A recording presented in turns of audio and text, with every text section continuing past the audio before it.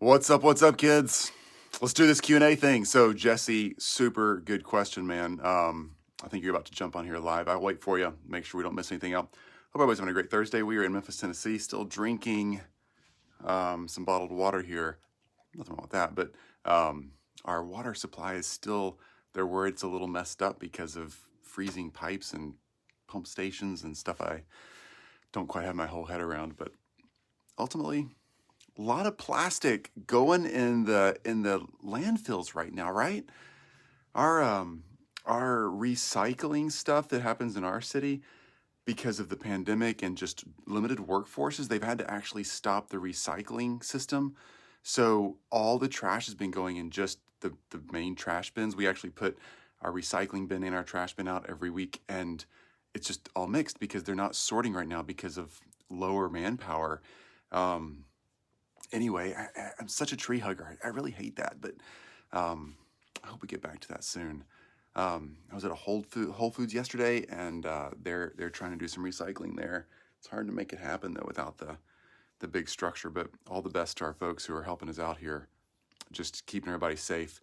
I know we got a lot to do. So anyway, we're gonna get there, folks. We're gonna get there, right? It's so close. Oh my gosh, I can kind of feel it. It's springtime almost up here in the Northern Hemisphere. Oh boy. Yeah, I love it. I can't wait for things to get back to normal. They are slowly getting there, and you can feel it. And with a little warm weather coming on, it just makes it all feel better. Oh yeah, what's up, Sheridan? Good to see you. Okay, Jesse, your question. Good one. Getting a system, a prospecting system. Matt, awesome. Funny timing. I have a call this afternoon with a firm that helps prospecting VAs. Oh, no way. Cool. Wow. So this prospecting thing is actually pretty easy to do. As we all know, let's talk about how to build that delegating system around prospecting, something you can actually hand off and delegate. All right, there's automation in the delegation. We'll talk about that. But how do you hand off prospecting? And then how do you control and make sure that the quality of leads are really good? And this is a really big deal. The lifeblood of your business, whether you're doing a done-for-you thing or if you're doing coaching, group, or one-on-one, whatever, if you're selling bottled water, it's prospecting, right? You got to have, I kind of picture it in my business as having like a spigot on the wall, like you have outside your house. You can turn the volume of the water flow up or down. That's prospecting. So you want to make sure that you can control the flow of new people coming to your business. If you don't have, by the way, if you don't, a coach told me this a few years ago, and I freaking hated it, but he was right. And it changed the way I thought, and it made me step up. There's no way around it. As an owner, it made me step up. He said, Chris, if you don't have a way to control, to turn up and down the flow of qualified leads in your business, then you don't have a business. You're getting freaking lucky. That's what he told me. If you don't have a way to control the flow of qualified leads coming and going from your business, then you don't have a business. You're just lucky. How long will the luck last? Oh, I get referrals. I know, but if you're not driving that, you're lucky. You got to have a way to control it, or else you're living with a lot of insecurity. You know it, right? You feel it. Okay, let's talk prospects. I really hope my phone stays where it's supposed to today, by the way, guys. I have a new phone, it's an iPhone 12 Pro. I hope y'all are just like blown away by the camera quality here. But it doesn't quite fit in my little clip the same way because the case, it's a little bigger. Anyway, Jesse, to answer this question, and those of you who are listening in, great to see everybody. Here's the deal. You got to figure out a prospecting method that works for you with the people you serve and the offer you have, okay? That right there is a lot to figure out. That's a big nut to crack. If you've cracked it yourself, you know. Heather, what's up? Great. I can see you're aging. I can see you're aging, Chris. The camera's so great. Am I getting older? Just because I got a new camera? So, Heather, great to see you. See you later on too. That's a great comment, actually. I like that.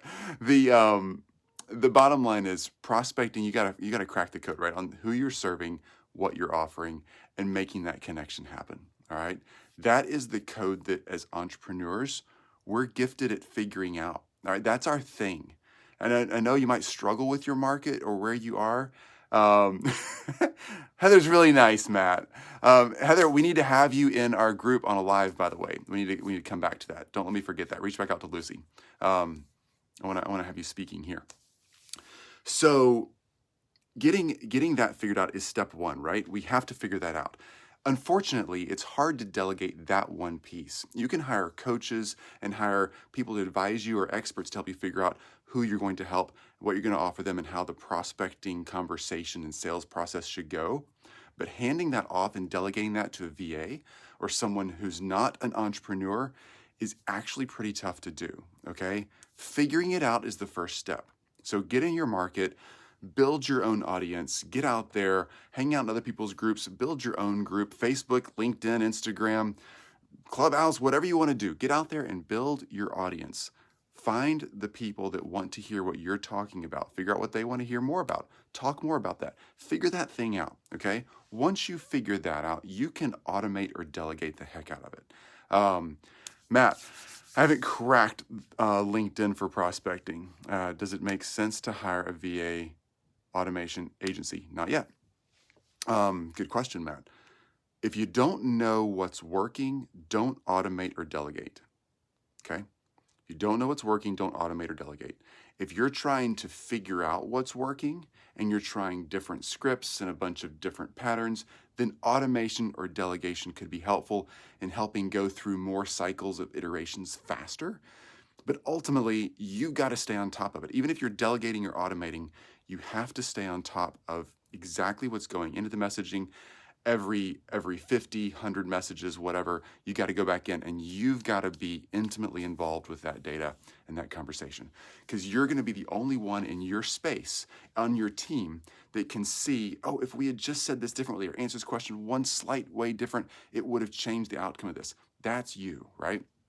So back to Jesse's questions and everybody else's questions, fantastic ones. The thing is, figuring out that first piece is pivotal, all right? That's the critical piece right there. Second, once you figure out, okay, I have a pattern, I know who to invite to my sphere of influence. I know how to build a relationship with them in messages or in videos or however you do that, whatever channel you use.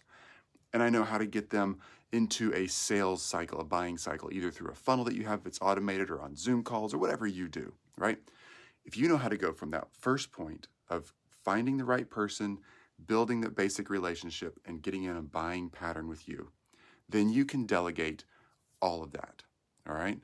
Most of the questions, most of the comments, most of the conversation, most of the emails, most of the text messages, most of comments that are handled in YouTube video, if you want to have YouTube, that's where you go. Most of that stuff is the same thing over and over and over again. You'll see the patterns. It's really, really straightforward. So you can hand off that pattern, that template. Every time you ask a question, copy paste the question into a Google Doc. Copy and paste your answer into the Google Doc and start building a library of your responses, Jesse. And then you can delegate that. You can delegate everything leading up to the actual interaction with you. Obviously, in my Facebook group right here, I can't delegate this. I talk to you guys live. It's really a Thursday morning right now where I am. I'm not making this up. There's weather outside. It's cloudy. It's 54 or something like that here in Memphis. This is live. You can't delegate this, right? But you can delegate a lot of the other stuff.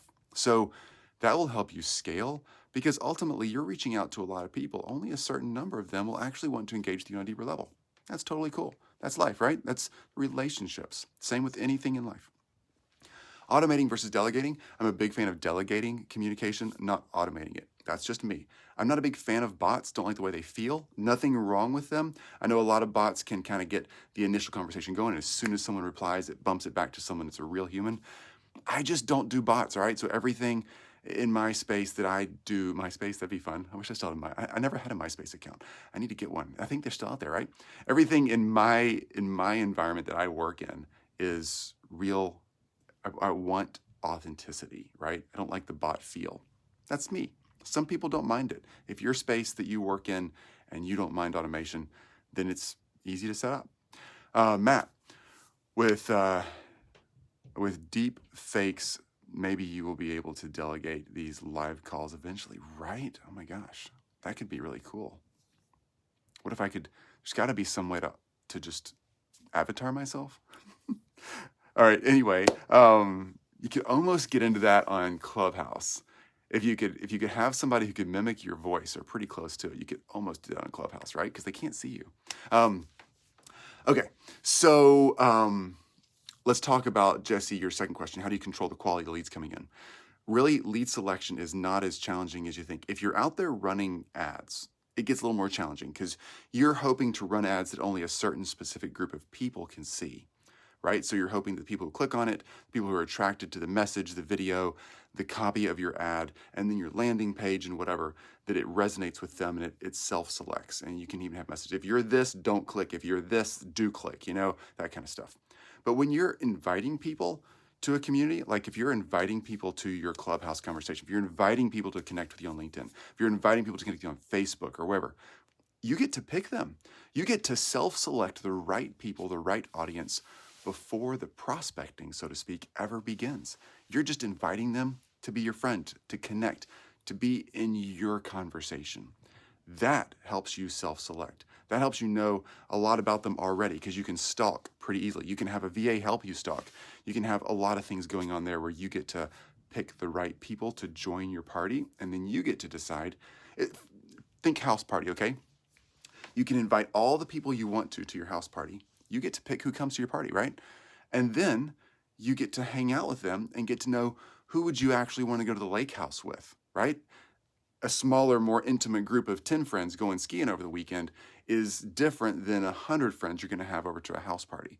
So that's what this prospecting thing is about. But you get to start the conversation and invite the 100 people that you think, oh, I kind of like these people, right? All of them would be great. And then you get to narrow that down as you get to know them.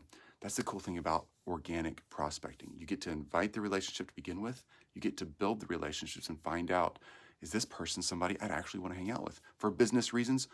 Because you could help them, they could pay for it, or you could just love working with them. Whatever the reasons, that's a cool way to do that. So, Jesse, hope that helps. Let me just check the time here real quick. Yeah, I got to go. I got to teach our mastermind in 3 minutes, and my studio screens and everything aren't even on yet. So, awesome to see everybody.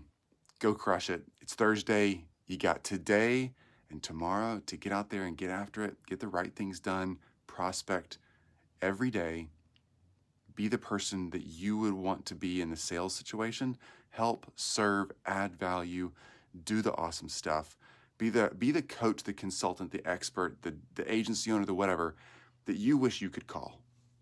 Be that for the person you talk to next. All right, guys, y'all are best. Talk soon.